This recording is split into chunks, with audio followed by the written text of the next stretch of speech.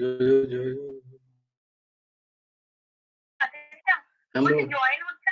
হ্যাঁ এবার জয়েন করা হবে দেখ।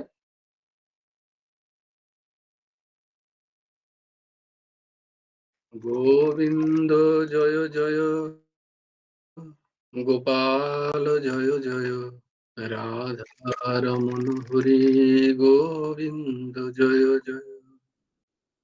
হে কৃষ্ণ গোবিন্দ হরে মুরারে,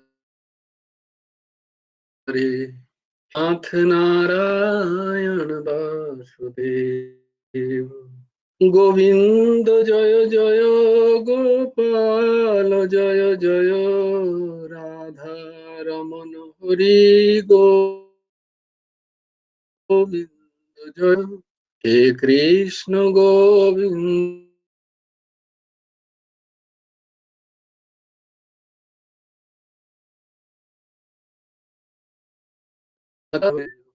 হে কৃষ্ণ গোবিন্দ হরে মুরারে, হে নাথ নারায়ণ বাসুদেব, গুরুর ব্রহ্মা গুরুর বিষ্ণু গুরুর্দেব মহেশ্বর, গুরুর সাক্ষাৎ পরব্রহ্ম তস্मै শ্রী গুরবে নমঃ।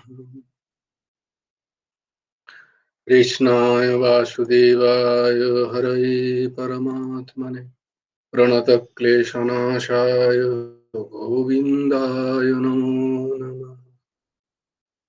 কৃষ্ণায় বাসুদেবায় দেবকী নন্দনায় চ গোপ গোবিন্দায় নমো নমঃ। বসুদেবং সুतं দেবং कंसचाणूरमर्दनं देवकी परमानन्दं कृष्णं वन्दे जगद्गुरुं।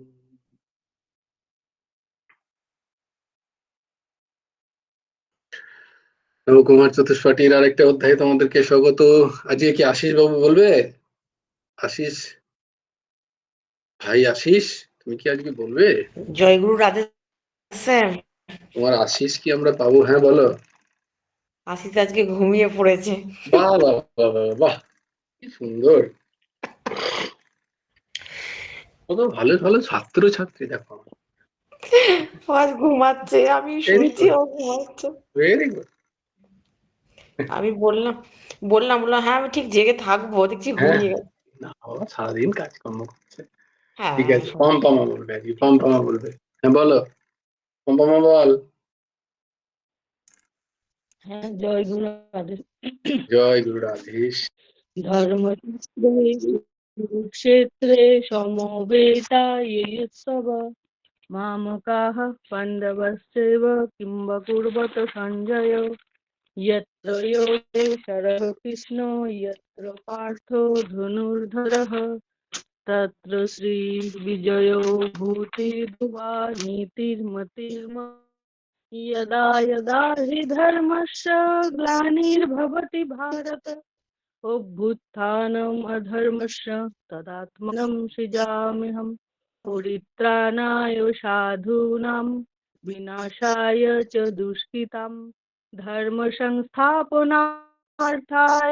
सम्भवामि युगे युगे कर्मण्येवारस्ते मा फलेषु कदाचन मा कर्म फलहेतुर्भु मा ते सङ्गस्तु कर्मणि योगस्थः कुरु कर्माणि सङ्गं त्यक्त्वा धनञ्जय सिद्धा सिद्धो समो भूत्वा समर्थं योग उच्यते विहारति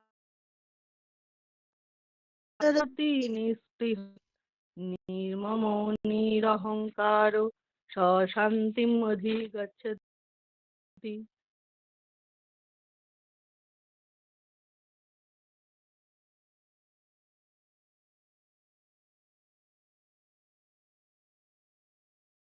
सिद्धिपणिपातेन परिप्रश्नेन सेवया उपदेशन्ते ज्ञानं ज्ञानिनः तत्त्वदर्शिनः श्रद्धावान् लभते ज्ञानं तत्परः संयतेन्द्रियो ज्ञानं लब्ध्वा परां शान्तिम् अचिरेणाधिगच्छति कर्पण्यदोषो अपहत स्वभावो पृच्छामि त्वां धर्मसम्मूढचेताः श्रेयो सन्निश्चितं ब्रूहि तन्मे शिष्यस्तेऽहं साधिमां त्वां प्रपन्नम् सर्वधर्मान् परित्यज्य माम् एकं शरणं व्रज अहं त्वां सर्वपापेभ्यो मोक्षयिष्यामि मा शुचः चञ्चलं हि मनः कृष्ण प्रमाथि बलवद्दृढं तस्साहं निग्रहं मन्ये भायुरीव सुदुष्करम् असंशयं महाबाहो मनो दुर्निग्रहं चलम् अभ्यासेन तु कौन्तेय वैराग्येन च गृह्यते पत्रं पुष्पं फलं तोयं यो मे भक्ता प्रयच्छति तदहं भक्तुपरहितम् अस्नामि प्रयतात्मनः यत्करोषि यदोष्णासि यज्जुहोषि ददासि यत् तपस्यासि कौन्तेय तत्कुरुष्व मदर्पणम् अनन्यश्चिन्तयन्तो मां ये यनापर्युपासते तेषां नित्याभियुक्तानां जगत्क्षेमं वहाम्यहम् अपि चेत् सुदुराचारो भजते मामनन्यभाक् साधुरेव समन्तव्यो ব্যবসিতো হি সম্যক ব্যবসিতো হি স। জয় গুরু রাধেশ্যাম। জয় গুরু রাধেশ্যাম, জয় গুরু রাধেশ্যাম। খুব সুন্দর, খুব সুন্দর, অপূর্ব, অপূর্ব, অসাধারণ।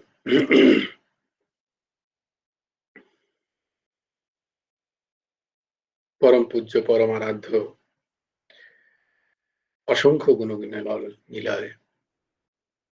পরমহংস ঠাকুর শ্রী শ্রী হেমন্তদেব জিউর রচিত গুরুমুখে গীতা উপদেশ।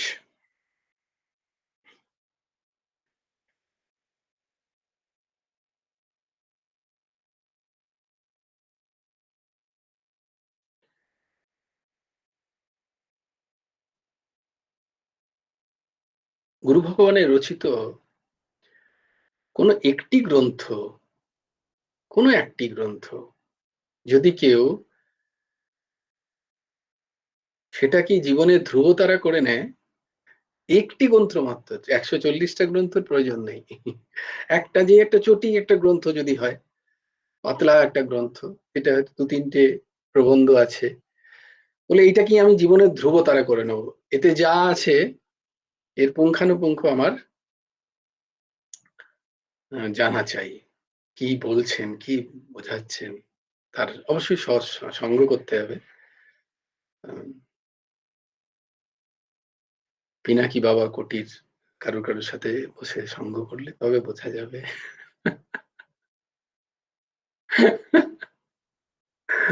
না না না, গুরুদেবের একটা বই যদি আমরা ঠিক ভাবে পঠন করে নিতে পারি এবং সেটাকে যদি ধারণ করার আমরা চেষ্টা করি, তাহলেই আমাদের জীবন সুন্দর হয়ে যাবে। আমরা যুগল কিশোর জিউর চরণ সান্নিধ্যে চলে যাব, ভগবানের দর্শন হয়ে যাবে, জীবন একদম পাল্টে যাবে, একটা অদ্ভুত সুন্দর মানুষ হয়ে যাব। বলে অদ্ভুতটা ব্যবহার করলে না কেন? বলে আজকাল সুন্দর মানুষই অদ্ভুত। কলিতে একজন সুন্দর মানুষ হওয়াটাই অদ্ভুতের ব্যাপার। মনে হয় যেন এতটা ভালো কি করে হয় কেউ, সব ঠিক বলছে, সত্যি কথা বলছে, ভালো ব্যবহার করছে। না না, এই কোনো একটা এর নিশ্চয়ই মনের মধ্যে কোনো একটা মতলব আছে। নালে আমাকে কেন সে দেবে, কেনই বা কেউ করবে, নিঃস্বার্থ কেন কেউ ভালো কথা বলবে, তার কোনো নিশ্চয়ই স্বার্থ আছে। সে কিছু পয়সা আজ না হলে কাল নিশ্চয়ই চাইবে, নয় পয়সা চাইলো, না কিছু চাইলো, এ একটু মুশকিল আছে। কিন্তু সাধু সাধু সাধু কথার মানে হলো যার একমাত্র উদ্দেশ্য হচ্ছে পরের উপকার, নিজেকে বিলিয়ে দিয়ে অপরের উপকার যিনি করতে পারেন তিনি হচ্ছেন সাধু। সাধুর সাধুর বেশ আছে, অবশ্যই সে বেশের অবশ্যই মূল্য আছে। সেই বেশের মূল্যের প্রতি বারংবার দণ্ডবত প্রণাম। কিন্তু সাধু হচ্ছে সাধু ভূষণা, যার চরিত্রের ভূষণ হয়ে গেছে সাধুতা, যে অপরকে দেয়, নিজে কিছু নেয় না, নিজেকে বিলিয়ে দিয়ে সমস্ত জীবের কল্যাণের জন্য যে নিজেকে বিলিয়ে দিতে প্রস্তুত এবং দেয়ও, সেই সাধু। আর আমরা সেই সাধু হওয়ারই চেষ্টা করছি সবাই। তাই সবাই অদ্ভুত বলবে তোমাকে, তোমাকে হয়তো বুঝতে পারবে না, তোমাকে চিনতে পারবে না, তোমাকে হয়তো হেয় জ্ঞান করবে। কারণ জগৎটাই এরকম, এরকম ভাবে শেখানোও হচ্ছে। একটা জায়গায় দেখছিলাম ইউটিউবে একজন বলছেন, ইফ ইউ আর এ, তুমি ইংরেজিতে বলছেন যে তুমি যদি সুন্দর মানুষ হও, ভালো মানুষ হও, তাহলে তোমার কোনো দাম নেই আজকালকার যুগে। তিনি একদম ঠিক বলছেন, কিন্তু অপর দিক থেকে তিনি একদম মহা মূর্খের মতো কথা বলছেন। তিনি ব্যবহারিক জগৎ থেকে হয়তো ঠিকই বলছেন, কিন্তু পারমার্থিক দিক থেকে তিনি মহামূর্খ, চরম মূর্খতা। এখানে কয়েকটা দিন, কয়েকটা বছর, 50, 60, 70, 80, 100, ঠিক আছে 100 না হলেও হয়তো 500 বছর, 1000 বছর নামটা রয়ে গেল ইতিহাসের পাতায়, তাতে কি লাভ হলো? তাতে কি লাভ হলো? পারমার্থিক কোনো লাভ হলো কি?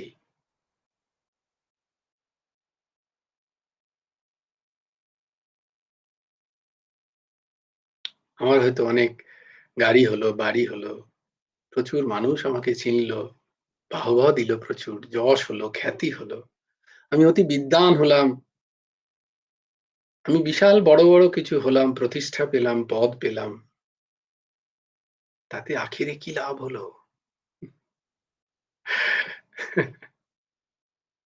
কোনো লাভ হলো কি? যে এগুলো পেল সে তো না, আসলে আদ্রি জামা আছে, একদিন আজ আদ্রি জামা ছিল না, এখন আর ওইসবগুলো বলা যাবে না। অতি বৈরাগ্যের কথা বলা যাবে না। জয়গুরু রাধেশ্যাম হ্যাঁ বলবো তার কি হ্যাঁ, হলো, বলো। সে আরো নিচের দিকে নামতে শুরু করলো। পার্থিব ঠিক, জগতে একদম যেমন ঠিক। সে ওপরে উঠতে লাগলো, সবকিছু পেলো, তেমনি আধ্যাত্মিক জগতে সে নিচের দিকে নামতে শুরু করলো, ঠিক, তাই কি? একদম একদম ঠিক। যে যদি পার্থিব বিষয়ের প্রতি তার যদি মহত্ব বুদ্ধি থাকে, তার কিন্তু ভগবত প্রাপ্তি অতি দুর্ঘট।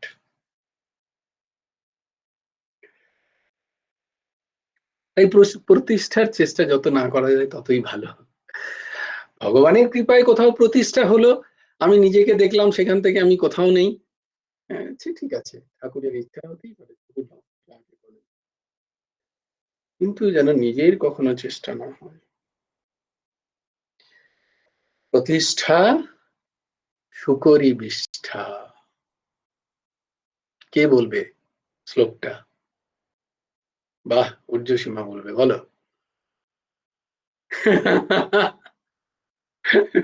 বলে এরকম হঠাৎ করে তুমি যে জিজ্ঞেস করে নাও না কেন, আমি তো বলো বলো।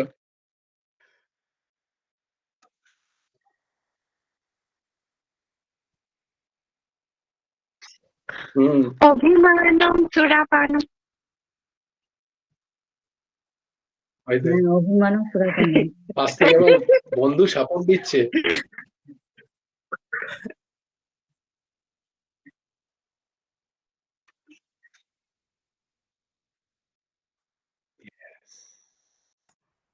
এই তিনটে ত্যাগ করতে হবে। হুম,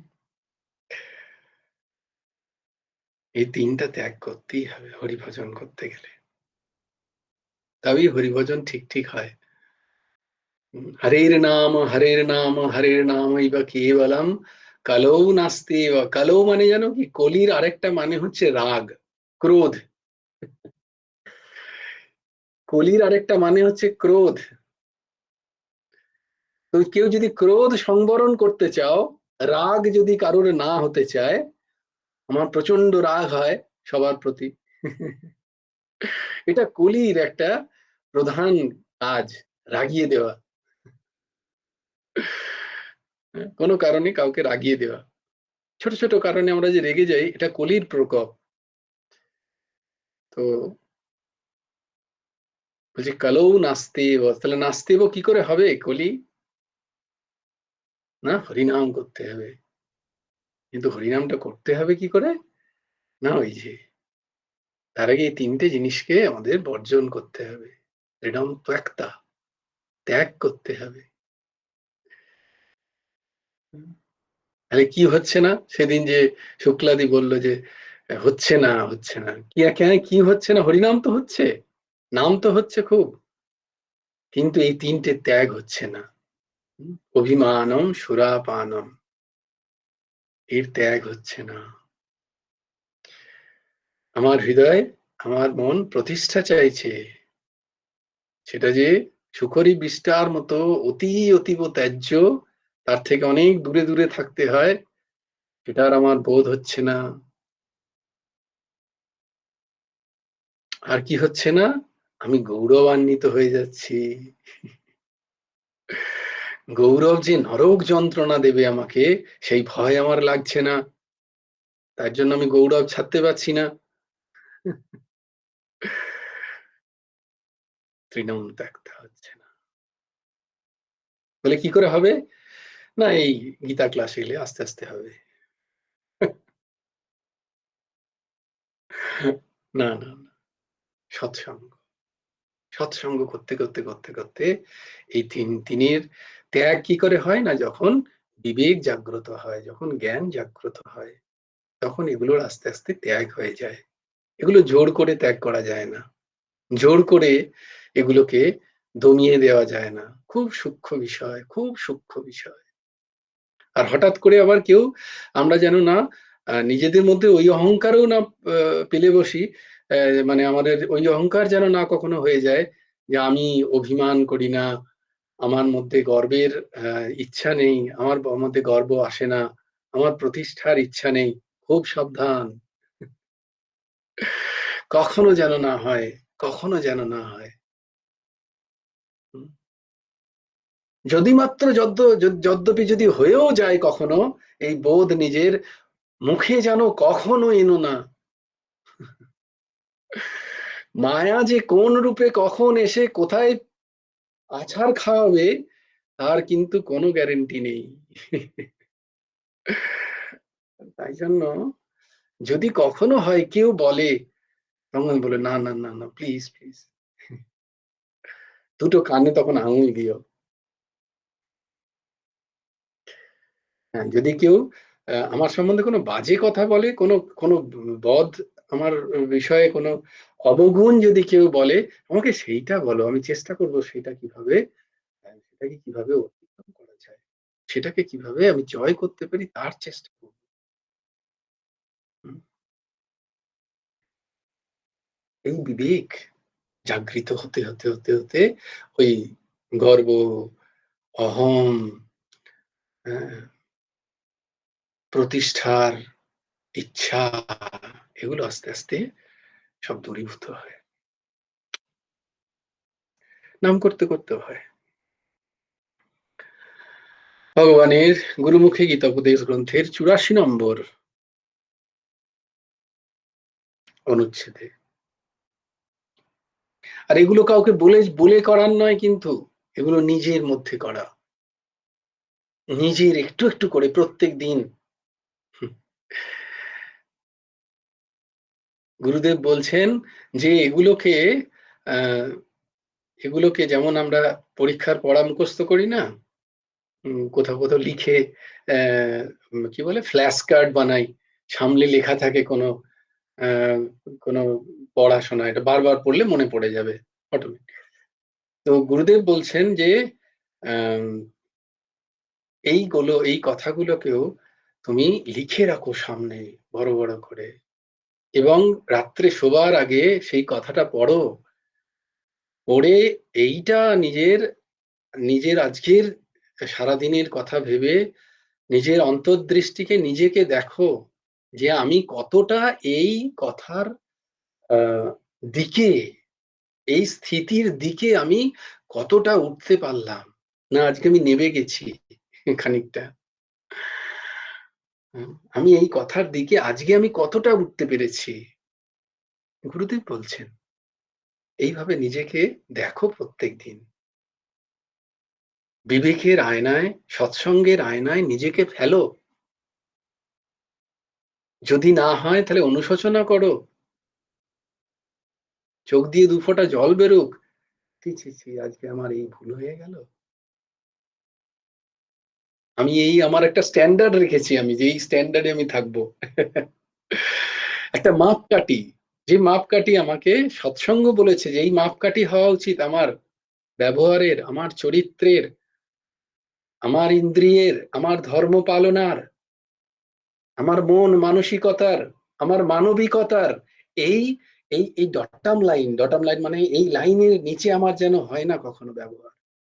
এর ওপরে যেন থাকতে পারি আমি। এই প্রত্যেক দিন introspection। হ্যাঁ, আমি বোধহয় সবাইকার কাছে দুটো আহ, আহ, উম, কি বলে মাইনে চেয়েছিলাম, পারিশ্রমিক চেয়েছিলাম। কারা কারা দাও? জয় গুরু রাধেশ্যাম আমি করি। বাহ, মনিকা দি দেয়, আমাদের কন্যা কুসুম মা দিচ্ছে, খুব ভালো। জয় গুরু রাধেশ্যাম আমি হাত দেখতে পাই না, আমি করি। না তো, আমি হাত দেখার তোমার পারিশ্রমিক ছিল না। ও তুমি তো শুরুর দিকে জয়েন করোনি, তুমি তো আমার পারিশ্রমিকই জানো না। পরে জয়গুরু বলেছিলেন রাধেশ্যাম, একদিন, শুনেছি। আমিও জানি না সেটা। আমরা জানি হ্যাঁ না। শুনেছি, একদিন বলেছি, একদিন কে বলেছিল জানে না? আমিও গুরু। জানি না। না। এটা কে বললো জানি না। ও আচ্ছা আচ্ছা। ও বাবা, আমার পারিশ্রমিক জানিস না তোরা? না, এই আমার মাইনে, আমার মাইনে কে বলবে? আমার মাইনে আমাকেই বলতে হবে আবার? জয় গুরু ও রাধেশ্যাম ওই যে, বলবো। হ্যাঁ হ্যাঁ বলো। রাত্রে শোয়ার আগে 5 মিনিট ধ্যান করা, যে সারাদিন গুরুদেবের সঙ্গে সারাদিন কি করেছি, আর সকালবেলায় হুম, উঠে প্রণাম করা, মা বাবা থাকলে তাকে প্রণাম করা। মাতা পিতা গুরুজনকে প্রণাম। বাহ, এই তো দিদির মনে আছে। খুব সুন্দর, খুব সুন্দর। মাতা পিতার প্রতি শ্রদ্ধা, প্রণাম মানে শ্রদ্ধা, প্রণাম অর্থে শ্রদ্ধা, তাদের সেবার ঐকান্তিক ইচ্ছা, তাদের সেবার ঐকান্তিক ইচ্ছা, প্রণাম মানে সেটা। আর কি? এটাই মাত্র এই দাস বলল যে শোবার আগে ৫টা মিনিট বসে, ৫টা মিনিট আজকে সারাদিনের জীবন চরিত আমি নিজের যে চরিত্র আমি দেখে নিই, আজকে আমি কাউকে, আমার দ্বারা কেউ কষ্ট পায়নি তো। ৫টা যে ধর্মের কথা, অহিংসা, সত্য, আমি কতটা সত্য পালন করতে পেরেছি আজকে। অস্তেয় আমি কোথাও কিছু চুরি করিনি তো, আমি কারোর সত্য চুরি করিনি তো। আর সংযম, যখন দরকার হয়েছে তখন আমি আমার ইন্দ্রিয়গুলোকে আমি সংযমিত করতে পেরেছি কিনা, আমার ইন্দ্রিয়ের প্রতি আমি জয় করতে পেরেছি কিনা।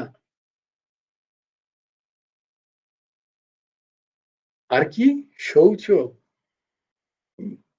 আজকে আমি খানিকটা আমার মনকে পরিষ্কার করতে পেরেছি।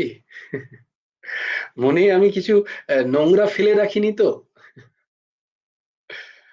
আমি শৌচ হয়ে শুতে যাচ্ছি তো। কারোর প্রতি অভিমান, ক্রোধ, এই নিয়ে আমি শুতে যাচ্ছি না তো, আমার মন পরিষ্কার তো, আমি সবাইকে ক্ষমা করতে পেরেছি, আমি সবার কাছে ক্ষমা চাইতে পেরেছি আমার ভুল কাজের জন্য। কেউ যদি কিছু করেও বসে যা আমার মনের প্রতিকূলে, আমি কি তাদের ক্ষমা করেছি?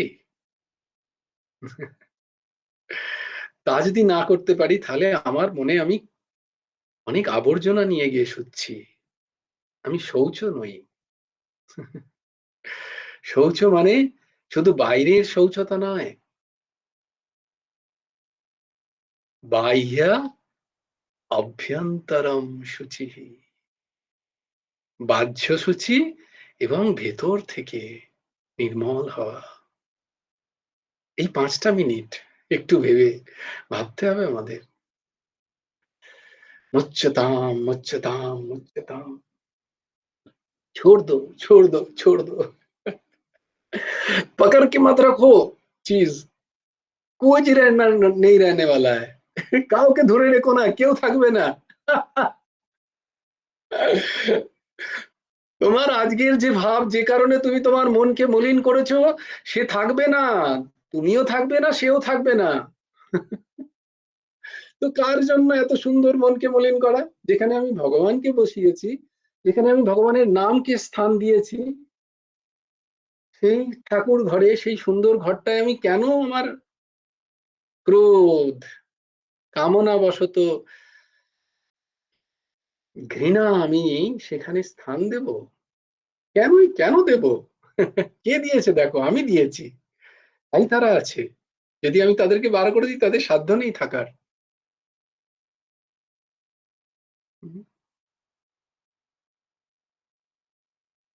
মুচ্যতাম মুচ্যতাম, জানো এই মুচ্যতাম মুচ্যতাম কে বলেছিল? তাই তার কথা মনে পড়ে গেল। শ্রীকৃষ্ণের পরম সখী, অতি প্রিয়, যাকে কৃষ্ণা বলা হয়, এর আরেক নাম কৃষ্ণা। দ্রৌপদী। দেখেছো, এই হচ্ছে ভেরি গুড, অসাধারণ দিদি। হ্যাঁ, তা ভালো।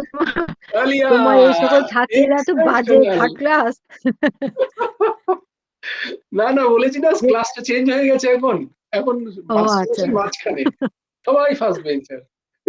আচ্ছা। অসাধারণ দিদি, অসাধারণ, খুব খুশি হলাম, খুব খুশি হলাম। আমি ভাবলাম বোধহয় কেউ বলতে পারবে না। দেখো দিদি বলেছিল, অসাধারণ।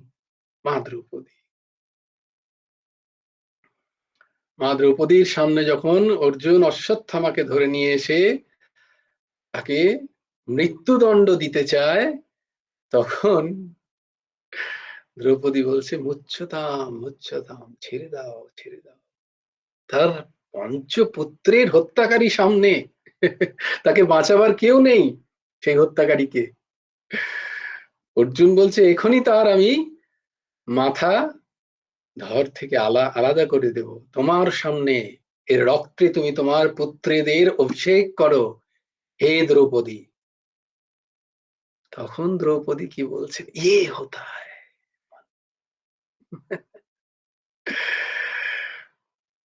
রিভেঞ্জ নয়, মুচ্যতা, ছোড় দো ছোড়,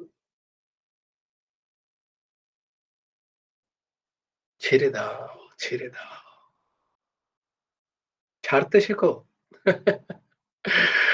যদি ধরতে চাও তাহলে ছাড়তে শেখো। এই দারুণ কথা বললাম তো একটা।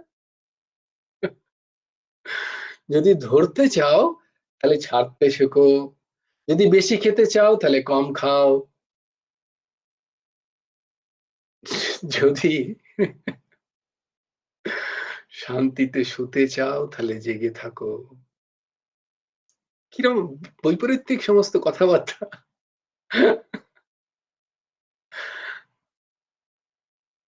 প্রথম কথাটা কি বললাম, নিজে বলে নিজেই ভুলে গেলাম যে, যদি ধরতে চাও তাহলে ছাড়তে হ্যাঁ, হবে। বাহ, অসাধারণ কথা, অসাধারণ কথা। যদি ধরতে চাও তাহলে ছাড়তে শেখো। বলে কি ধরতে চাও? বলে যেটা ধরার, যেটাকে ধরতে পারবে, যে ধরা দেবে, যাকে ধরা সম্ভব, যাকে ধরা যায়, যাকেই ধরা যায়, আর কাউকে ধরা যায় না, তাকেই ধরা যায় একমাত্র, আর তিনিই ধরা দেন। তাকে যদি ধরতে চাও, ছাড়তে হবে। কি ছাড়তে হবে? না, যাকে কোনোদিন তুমি ধরে নেই, যাকে কোনোদিন তুমি ধরে রাখতে পারবে না, যাকে কোনোদিন তুমি ধরনি। কি অদ্ভুত! সংসার আয়াম অতীব বিচিত্র। যাকে আমরা কোনোদিন ধরিনি, যাকে আমরা এখনো ধরে নেই, যাকে আমরা শত চেষ্টা করলেও ধরে রাখতে পারবো না, আমরা ভাবছি আমরা তাকে ধরে আছি। আর যাকে আমরা কোনোদিন ছাড়িনি, যে আমাদের সাথে এখনো আছে, ওতপ্রোতভাবে জড়িত, যে ভবিষ্যতেও থাকবে, যাকে ছাড়া সম্ভব নয়, আমরা ভাবছি যে তাকে ধরতে হবে। উল্টো ভাবনা। ভগবানকে ধরার দরকার নেই, কারণ তাকে ধরেই আছি। আর সংসারকে ছাড়ার দরকার নেই, কারণ সংসার ছেড়েই আছে। দৃশ্য জগৎ, জড় জাগতিক পদার্থ বিষয় দেখো না, নিজেরাই দেখো, নিজেরাই চিন্তন করো, একটু বসে চিন্তন করো 5 মিনিট আজকে, যে কি কথা হলো। এই জড় জাগতিক যা বিষয়, ব্যক্তি, পরিস্থিতি, স্থান, কাল, পাত্র, এদের কাউকে কি ধরে রাখা যায়? কাউকে ধরে রাখা যায়? বলে না তো।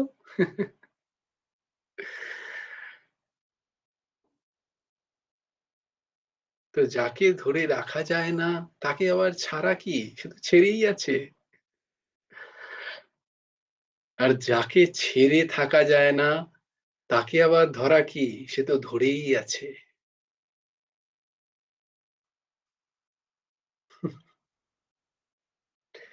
শুধু বিবেক তো চায়। বিবেক চায়, শুধু অসাধারণ! তুমি বিবেকটা তো আজকে শুদ্ধতা। ফুল ফর্মে আছে ভাই, এক একটা অন্তর্জামী হয়ে গেছো তুমি আমার আজকে। শুধু বিবেকের জাগৃতি। অসাধারণ, অসাধারণ। আহ, বিবেকের জাগরণ। 84 নম্বর অনুচ্ছেদে, আজকে তো প্রবচন দিতে দিতেই হয়ে গেল। যদ্যপি আমার প্রবচন দেওয়ার বিন্দুমাত্র কোনো অধিকার নেই, কিন্তু জানি না আজকে কি হলো। কি জানি কি হলো আজি, জাগিয়া উঠিল প্রাণ, জাগিয়া উঠিছে প্রাণ, ওরে উথলি উঠিছে বাড়ি, প্রাণের আবেগ, প্রাণের বাসনা রুধিয়া রাখিতে নারী। থর থর করি কাঁপিছে ভূধর, শিলা রাশি রাশি পড়িছে খসে, ফুলিয়া ফুলিয়া ফেনিল সলিল, গর্জি উঠেছে দারুণ রসে। শুক্লাদি মুখস্থ, শুক্লাদি আর সুবর্ণা দুজনেরই মুখস্থ আমি জানি। হরি ওম। না ভাই, জয়গুরু রাধেশ্যাম, হম। তুমি তো কিছু বলছো না, তোমার পিছনে যিনি বসে আছেন তিনি তো সব বলাচ্ছেন তোমাকে। তাই জন্যই তো তুমি দিদি।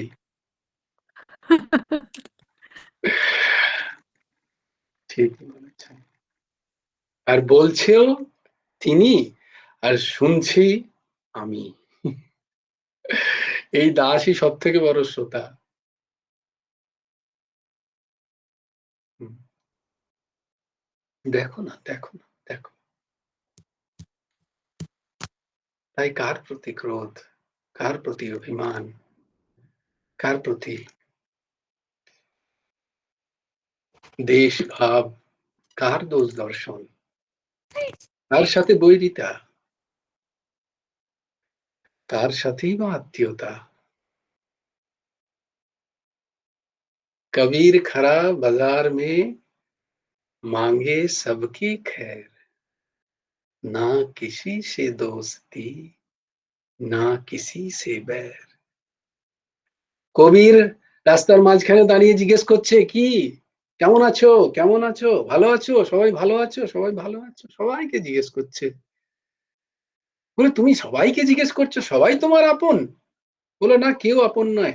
আরেকজনে বলছো তোমার কেউ আপন নয়? বলে না, সবাই আপন। না কিসি সে দোস্তি, না কিসি সে बैर, तेषाम् एवानु अनुकम्पार्थ अहं ज्ञानजं तमः नाश नाशायामात्मभावस्थो জ্ঞানদীপেন ভাস্বত। গীতার ১০ম অধ্যায়ের ১১ নম্বর শ্লোক। শ্রী ভগবানে আসক্ত চিত্ত এবং প্রীতিপূর্বক ভজনাকারীর প্রতি অনুগ্রহ প্রকাশের জন্য শ্রী ভগবান তাদের বুদ্ধিতে অবস্থিত থেকে উজ্জ্বল জ্ঞানময় প্রদীপ দ্বারা অজ্ঞানজাত অন্ধকার নষ্ট করে থাকেন। কাদের বুদ্ধিতে তিনি জাগেন? না, যাদের চিত্ত ভগবানের প্রতি আসক্ত হয়েছে, যাদের ভগবানকে ভালো লাগতে শুরু করেছে, দেখে ভগবানের প্রতি প্রীতি জন্মেছে, সেই প্রীতির দ্বারা তারা যখন ভগবানের কথা মনে করে, স্মরণ করে, যাদের কি ভগবানের কাছ থেকে কিছু চাই না, তারা ভগবানকে চাই, এইরকম যারা, তাদের বুদ্ধিতে ভগবান উজ্জ্বল জ্ঞানময় হয়ে অবস্থান করেন এবং অজ্ঞান যত যত অন্ধকার সেগুলোকে তিনি নাশ করেন। ভগবত প্রদত্ত বুদ্ধিযোগের ফল হলো আত্মজ্ঞান প্রাপ্তি। তাই বস্তুতঃ আত্মজ্ঞান কোনো কিছুর দ্বারাই প্রাপ্ত করা সম্ভব নয়, এটা ভগবানের কৃপা সাধ্য। ভগবান কৃপা করে সেই বুদ্ধি যতক্ষণ না আমাদের যোগাচ্ছেন ততক্ষণ আত্মজ্ঞান হওয়া। তাহলে কি করব? তাহলে তো ঠিক আছে, ভগবান যখন বুদ্ধি যোগাবেন তখনই আত্মজ্ঞান হবে। এখন আমরা এইসবই করি, যেগুলো করছি, বলে তাই করলে, বলে না না না, তোমার ঐকান্তিক চেষ্টা, তোমার ভেতরের ঐকান্তিক ব্যাকুলতা, আকুলতা, প্রাপ্তির ইচ্ছাই ভগবানের দেওয়ার ইচ্ছা জাগবে। ভগবান আত্মাকার চিত্তবৃত্তির বিষয়ভূত হয়ে তদ্বিষয়ক অন্তঃকরণ রূপ, তিনি সেই চিত্ত বিষয়ের, চিত্তের যে ধ্যানের বিষয়, চিত্তের চিত্তকে বলেছি না, চিত্তের মানে কি? মনের যে 4টে ভাগ কি কি?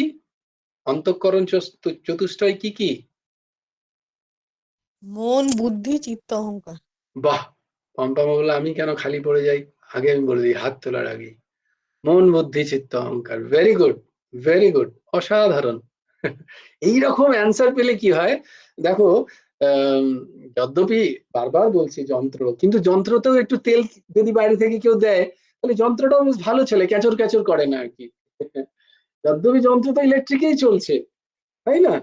তো চলছে তো সেই ইলেকট্রিকেই, কিন্তু তাতে যদি কেউ একটু মাঝে মাঝে ওয়াইলিং করে দেয়, তাতে খুব ভালো। তো এইগুলো হচ্ছে ওয়াইলিং। এই যে তোমাদের কাছ থেকে যখন পাই উত্তর সঙ্গে সঙ্গে, তখন খুব উৎফুল্ল হয়, তখন আমার মনে হয় আরো দিই, আরো কিছু দিই, আরো কিছু। আহ, কিন্তু যখন না পাই তখন যেন কেমন মনে হয়, এই রে বেশি দেয়া হয়ে গেল না তো, পদ হজম হয়ে যাবে না তো। অসাধারণ। মন বুদ্ধি চিত্ত অহংকার, তাহলে চিত্তের সেখানে ব্যাখ্যা কি হয়েছে? চিত্তের সংজ্ঞা কি বলা হয়েছিল? একাগ্র হয়ে যখন ভগবানের কথা, ভগবানের পাদপদ্মের কথা আমাদের চিন্তন হয়, আত্ম তত্ত্বের কথা যখন চিন্তন হয়, সেটাই বলা মনের চিত্ত দশা। তো এখানে বলছে চিত্ত বৃত্তি, চিত্তের যে বৃত্তি, সেই চিত্ত বৃত্তি যাতে অন্য কোথাও কিছু না হয়ে ভগবত বিষয় হয়ে যান, তদ বিষয়ক অন্তঃকরণ রূপ, সেই বিষয়ের অন্তঃকরণও যখন সেই রকম হয়ে গিয়ে দীপ তুল্য, সেখানে প্রদীপ জ্বলে ওঠে, অত্যুজ্জ্বল চিদাভাস যুক্ত, চিত্তের আভাস সেই তত্ত্বজ্জ্বলা বুদ্ধি।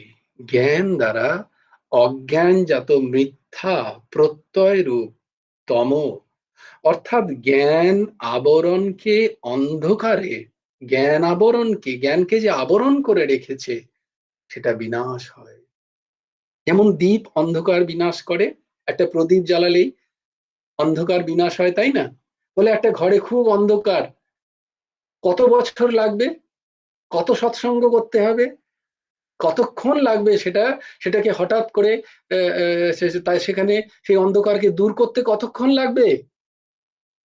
একটা ঘরে খুব অন্ধকার, হ্যাঁ এক নিমেষেই হতে পারে কোনো একটা আলো জ্বালিয়ে দিল, হ্যাঁ, জ্ঞানের 1 আলো মিনিট তো। তো অনেক বেশি হয়ে গেল, 60 সেকেন্ড।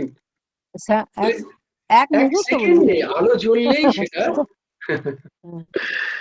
তো তেমনি আমাদের যে জ্ঞান, এই যে অজ্ঞানের অন্ধকার, বলে কতদিন লাগবে, কত সৎসঙ্গ করতে হবে, কত নাম জপ করতে হবে, বলে এগুলো ব্যর্থ প্রশ্ন। যেদিন জ্ঞান রূপী তত্ত্বজ্জ্বলা, জ্ঞান রূপী ভগবান সেখানে প্রকট হবেন, সঙ্গে সঙ্গে সমস্ত অন্ধকারের বিনাশ। সেই দ্বীপ উৎপত্তি ভিন্ন কর্ম অথবা এগুলোর কোনো কর্ম বা অভ্যাসাদির অপেক্ষাই রাখে না, এবং তদ্বারা বিদ্যমান বস্তুরই প্রকাশ হয়। কিন্তু যা ওই দ্বারা প্রকাশ্য নয়, ভগবান এত সুন্দর সুন্দর শব্দের প্রয়োগ করেছে যে অনুৎপন্ন কোনো দ্রব্যের উৎপত্তি হয় না, যা কোনোদিন হয়নি সেটা হবে না, তারই ব্যাখ্যা হলো এতক্ষণ ধরে। তোমরা বলবে যে না এতক্ষণ লেকচার দিল, না না, যখন জ্ঞান উৎপন্ন হয় তখন সেই জ্ঞান দ্বারা যা দেখা যায় কি ভগবান, তাকেই দর্শন হয়। সেই জ্ঞান যখন উৎপন্ন হয়, উৎপত্তি বিনাশশীল সংসারের তখন আর কোনো ভান থাকে না। এটাই বলার উদ্দেশ্য ছিল এতক্ষণ বলার। যে দ্রব্য কোনোদিন তৈরি হয়নি, যে দ্রব্যের কোনোদিন অস্তিত্বই নেই, যখন জ্ঞান উৎপন্ন হয় তখন ওই সমস্ত পদার্থের আর দর্শনই হয় না। স্বরূপ জ্ঞান ও অজ্ঞান নিবর্তন বিষয়ে সৎপত্তি ভিন্ন কর্ম অথবা অভ্যাসের অপেক্ষা রাখে না, এবং তদ্বারা বিদ্যমান মোক্ষের অভিব্যক্তি হয় মাত্র, কিন্তু অনুৎপন্নের উৎপত্তি হয় না। আর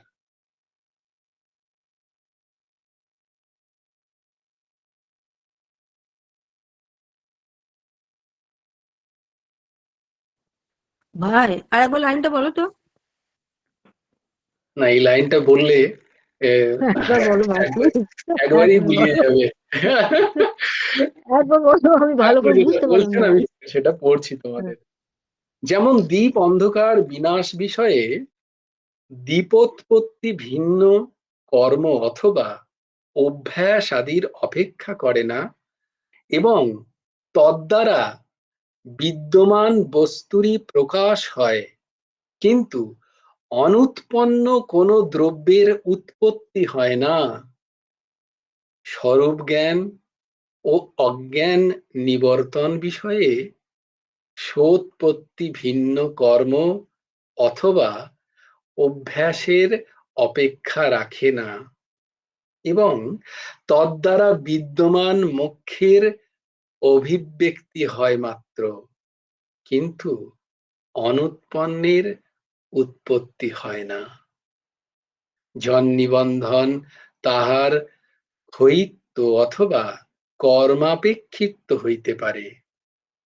শ্রী ভগবান ভাষ্যতা এই বিশেষণ দ্বারা তীব্র পবন রূপ অসম্ভাবনাদি প্রতিবন্ধকের অভাব সূচিত হয়।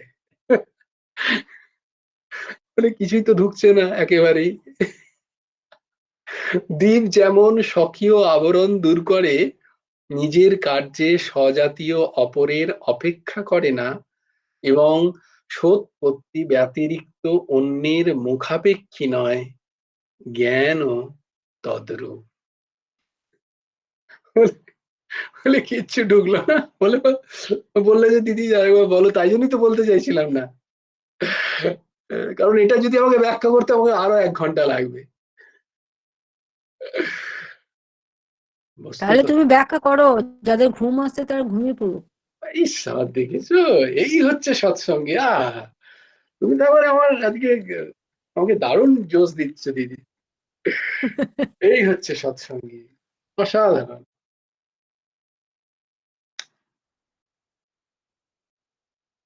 না আসলে খুব বিশেষ গভীর ব্যাখ্যায় আমরা যাবো। আমি তো বারবার বলছি যে আমরা তো এই গ্রন্থটা এখন ওপরে পড়ে পড়ছি। এই গ্রন্থ নিয়ে নিশ্চয়ই আমরা আরো গভীরে যাব। তখন এই সমস্ত বিষয়গুলো আরো গভীরে আমরা দেখার এবং বোঝার চেষ্টা করব। যেটা বলার কথা হচ্ছে, ভগবানকে আমরা দেখেছি তিনি তত্ত্বজ্জ্বলা বুদ্ধিরূপ, তিনি জ্ঞান রূপ, তাই না? তিনি আনন্দ রূপ, তিনি প্রেম রূপ। তো বলছেন যে তার যখন এই চিত্তে যখন তার আবির্ভূত হন, তখন অজ্ঞানের জ্ঞানকে আবরণ দিয়ে রেখেছে। জ্ঞান মানে সেই ভগবানই। জ্ঞান আলাদা, ভগবান আলাদা নয়। জ্ঞানের দ্বারা ভগবান জানা যায় এরকম নয়। জ্ঞানই ভগবান, প্রেমই ভগবান। তারই তারই সুচিন্ত বিগ্রহ ভগবান। এখন প্রশ্ন হচ্ছে, যখন তার আবির্ভূত হয়, যখন জ্ঞান হয়, প্রেম হয়, তখন আলাদা করে কি দেখা যায়? বলে আলাদা করে কিছু দেখা যায় না। যেই এই আলাদার ভাবনাটা থেকে যে সরে আসে, এই তখন এক ভগবানকেই দেখতে পান। তখন আর অন্য কিছুর অস্তিত্বই থাকে না তার চিত্তে। তো সেটাই বলছেন এখানে, যে যখন সেই জ্ঞান উৎপন্ন হয় হৃদয়ে, সাধকের হৃদয়ে, তখন সেই জ্ঞানের দ্বারা, সেই জ্ঞানের যে আলোক, সেই আলোক দ্বারা দৃষ্ট কি হয়, দেখা কি যায় না, জ্ঞান স্বরূপ, তত্ত্বজ্জ্বলা স্বরূপ সেই উজ্জ্বল মণি ভগবানেরই দর্শন হয়। জ্ঞানের দ্বারা জ্ঞানেরই দর্শন হয়। যেমন বলছেন যে প্রদীপকে দেখার জন্য আলাদা একটা প্রদীপের দরকার হয় কি? কি বলছেন এখানে? যে দীপ যেমন স্বকীয় আবরণ দূর করে, মানে দীপ তার আবরণ দূর করার জন্য আরেকটা প্রদীপের তো দরকার হয় না। একটা দ্বীপ জ্বললে আমরা তো দ্বীপকে দেখতেই পারি। ধরো দেশলাইকে জ্বালালাম, দেশলাইয়ের সাথে দেশলাই যখন জ্বলছে তখন দেশলাইটাকেও দেখতে পাচ্ছি। যখন একটা প্রদীপ জ্বালাচ্ছি তখন তো আমরা প্রদীপটাকেও দেখতে পাচ্ছি, তাই না? তাই জন্য বলছে স্বকীয়, স্বকীয় যে আবরণ, যে ভগবান নিজেকে আবরিত করে রেখেছিলেন মায়া দ্বারা। তাই যখন ভগবানের তত্ত্বজ্জ্বলা জ্ঞান যখন উৎপন্ন হচ্ছে, সেই আলো দ্বারা তিনি নিজেই প্রকাশিত। তারই আলো দ্বারা তিনি নিজে প্রকাশিত। তার ওই আলো দ্বারা যা উৎপন্ন হয়নি, যা মায়া দ্বারা এতদিন আমাদের মনে হচ্ছিল যে ভগবান ব্যতি রেখে বাকি এই সমস্ত কিছু আছে, বলে তাদের আর আলাদা করে উৎপন্ন হয় না, মানে সেগুলোকে আর দেখা যায় না। বুঝতে পারলাম? বলছে কি, যে নিজের কার্যে স্বজাতীয়, নিজের কার্যে, মানে এই যে প্রদীপের কার্য কি? প্রদীপের কার্য হচ্ছে আলো জ্বালানো, দেখানো, অন্ধকার দূর করা। সেই অন্ধকার দূর করতে তিনি আর একটা প্রদীপের তখন দরকার হয় না তার। সাহায্য নেন না। না, তার নিজেই তিনি যথেষ্ট সেই প্রদীপ, অন্ধকারকে দূর করতে। তো স্বজাতীয় অপরের সে আর অপেক্ষা করে না, সে অপর আর একটা প্রদীপের অপেক্ষা করে না। সে তো নিজেই নিজেকেও প্রকাশ করছে, আবার অন্ধকারকেও দূরীভূত করছে।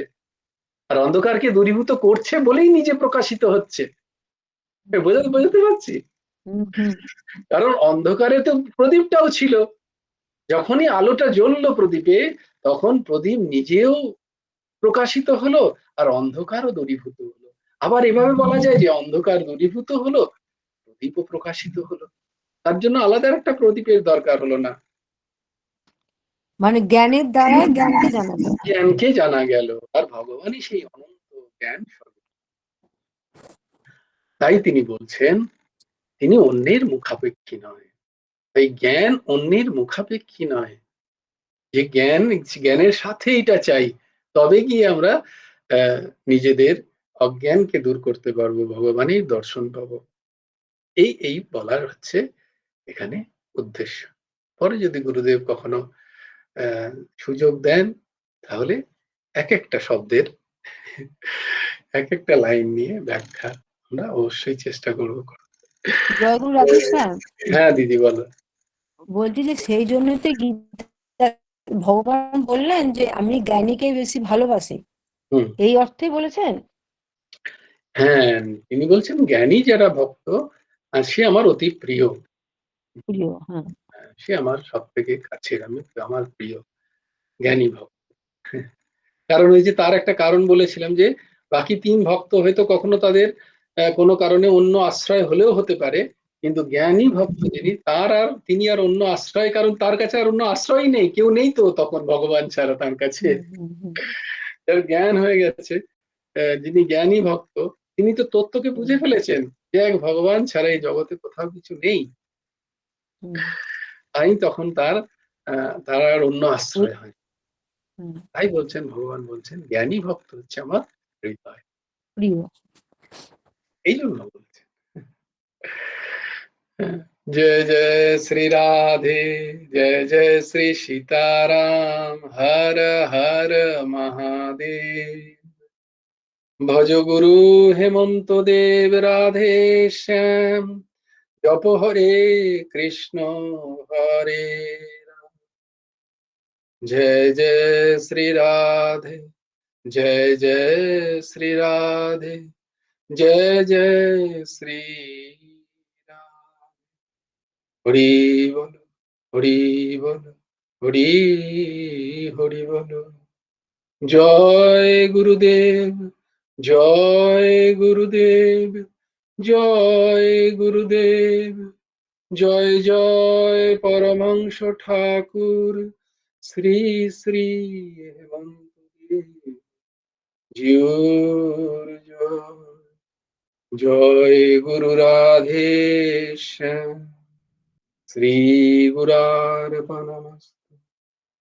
राधे श्याम, राधे श्याम, श्याम श्याम राधे राधे, राधे कृष्ण कृष्ण कृष्ण राधे राधे।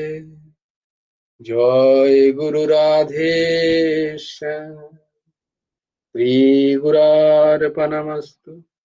श्री हेमंत देवार्पणमस्तु।